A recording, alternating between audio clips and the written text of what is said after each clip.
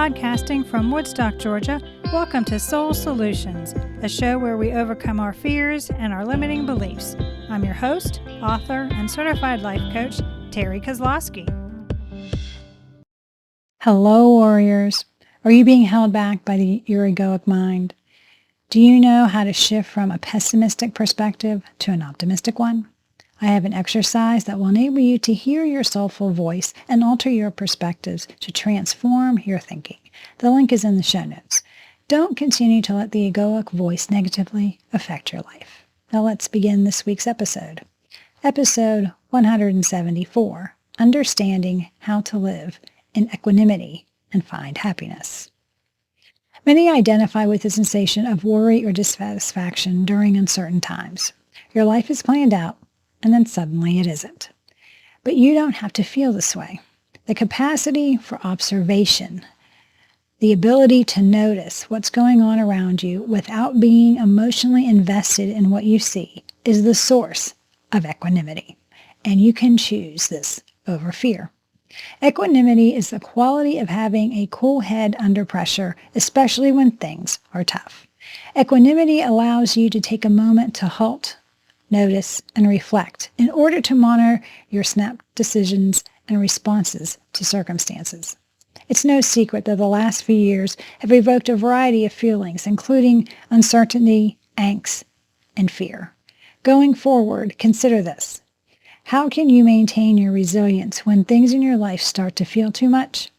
How can one attain inner peace amid the commotion of the world? You can develop composure. Equanimity, the foundation of knowledge and the guardian of compassion, enables you to remain rooted in your body and mind while opening your heart to the outside world.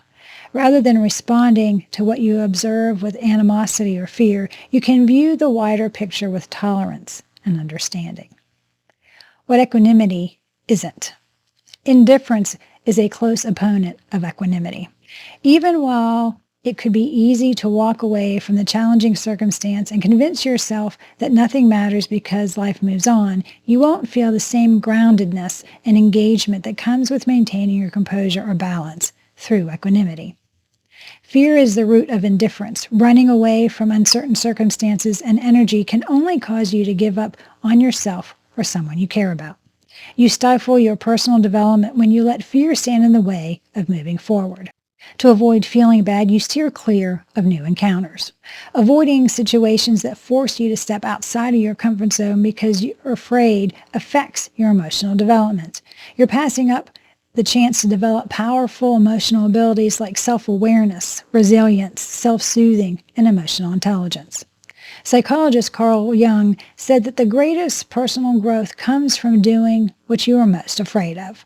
When fear keeps you from leading the life you want, it becomes a problem.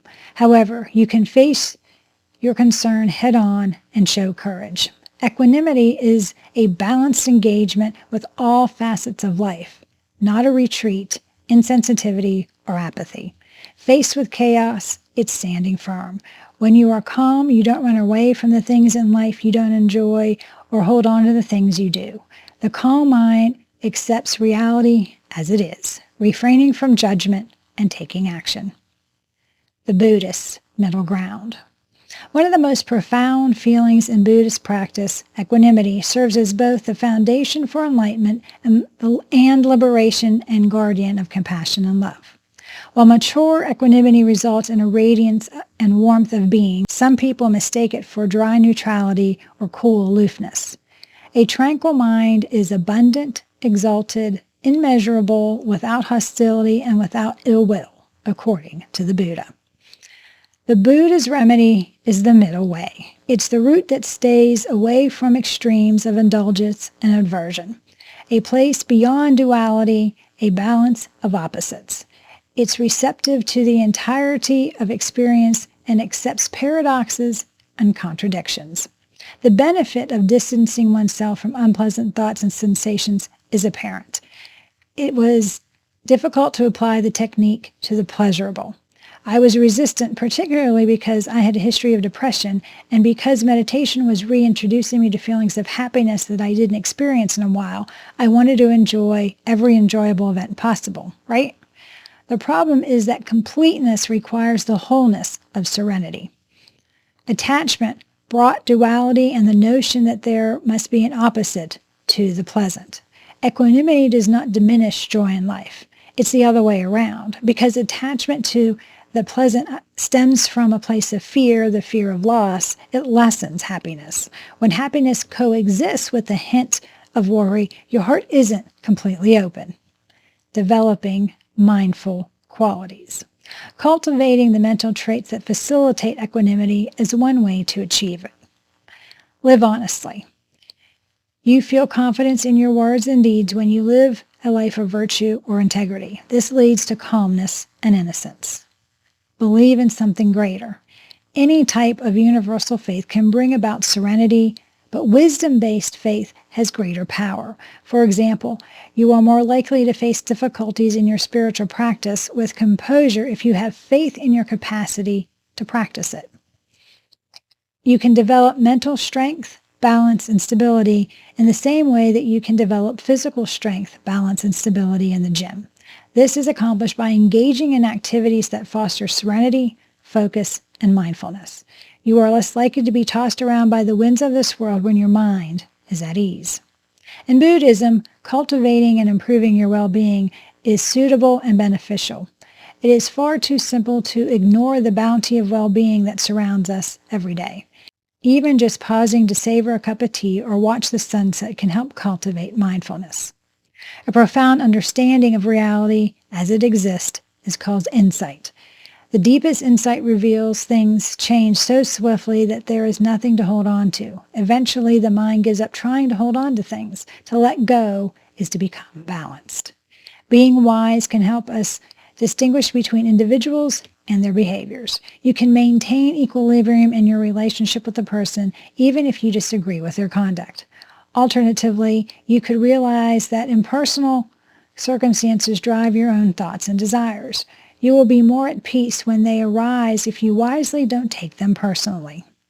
When you start to let go of your reactive inclinations, freedom will follow. Observing situations where you were reactive in the past but no longer do so will give you an idea of what this entails. The goal of practicing Buddhism is to increase the variety of life situations in which one is free. Developing equanimity. The Buddha taught that skillful attention, that is, being constantly aware of the present moment without interruption, with the purpose of cultivating peace, is the path to equanimity. A moment of calmness gives rise to another moment of calmness. When equanimity is triggered, it's the reason it will persist and intensify. You can use these techniques for cultivating equanimity. Number 1, balance emotions towards life. The most important thing is to approach all living things with equanimity. Your attachment to the people you love can cause imbalances. One should endeavor to develop a non-attachment and balanced attitude toward the people and animals they love in order to create the conditions necessary for equanimity to emerge. In relationships, a certain level of attachment may be required as a worldly being, but too much attachment is harmful to both yourself and your loved ones. You will start to worry excessively about their well-being. You should attempt to set aside such excessive stress and concern for your companion's well-being. A thought that can lead to development of non-attachment is the idea that every entity is a product of its own past. Humans who commit unwholesome behaviors bear the penalty while also benefiting from positive karma. Ultimately, there is absolutely nothing you or anyone else can do to help them. You could find that you worry less about your loved ones if you think this way. Being equanimous does not mean being callous or unsympathetic. Its impact prevents one from clinging to what they prefer or ignoring what they detest. The state of mind that underpins this is equilibrium and acceptance of reality as it is. Empathy, this enlightened quality, allows one to let go of attachment and animosity towards other beings. The teachings inform us that the antithesis of equanimity, lust or desire, leads to the deep cleaning and purifying of those who harbor such impulses. Number 2, impartial feeling towards inanimate objects. Developing a balanced attitude toward inanimate objects such as property, clothes, and the newest fad on the market is the second method of cultivating this aspect of enlightenment. One day, clothes, for instance, will be torn and discolored. Like everything else, it's transient. Thus, it will deteriorate. Moreover, if you're not the ultimate owner of it either, nothing has an owner. Everything is a non-self. Viewing material possessions as a filial can help one achieve equilibrium and reduce attachment. Individuals could feel pressured to purchase every new item that hits the market. After the purchase of this device, a more advanced variant will not be far behind. These people purchase the new one to discard the old one. This is not equanimity in practice. Number 3, steer clear from negative Nellies. Third way to cultivate equanimity as an enlightened component is to stay away from individuals who are easily agitated by others or things. These individuals are intensely possessive. They hold fast to things and people they believe to be theirs. It might be difficult for some people to watch someone else use or enjoy their property. Instead, select companions who don't feel a strong bond with objects or other people. This technique for cultivating composure is just the opposite of the last one. Number 4, orienting thoughts towards equilibrium. Consistently direct your thoughts toward the development of equanimity. This kind of mental tilt prevents your thoughts from straying to memories of your loved ones. It will only get more harmonic and balanced. In daily life and in practice, maintaining composure is crucial.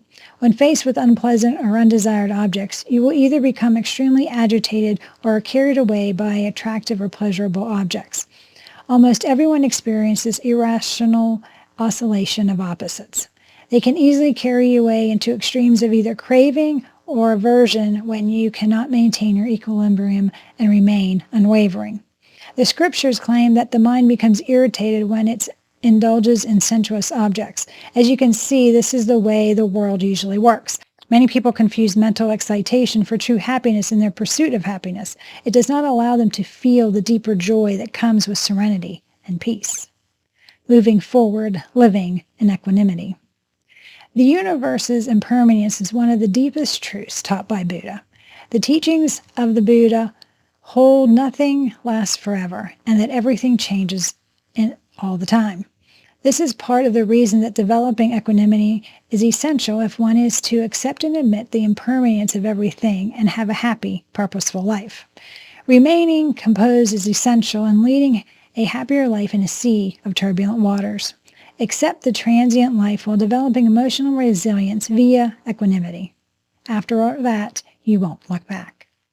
Do you need help to find equanimity in your life? Are you looking for a way to detach from the things that hold you back?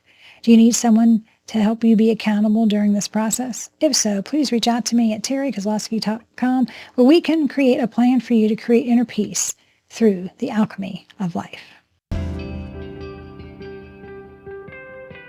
Thanks for listening to Soul Solutions with Terry Kozlowski.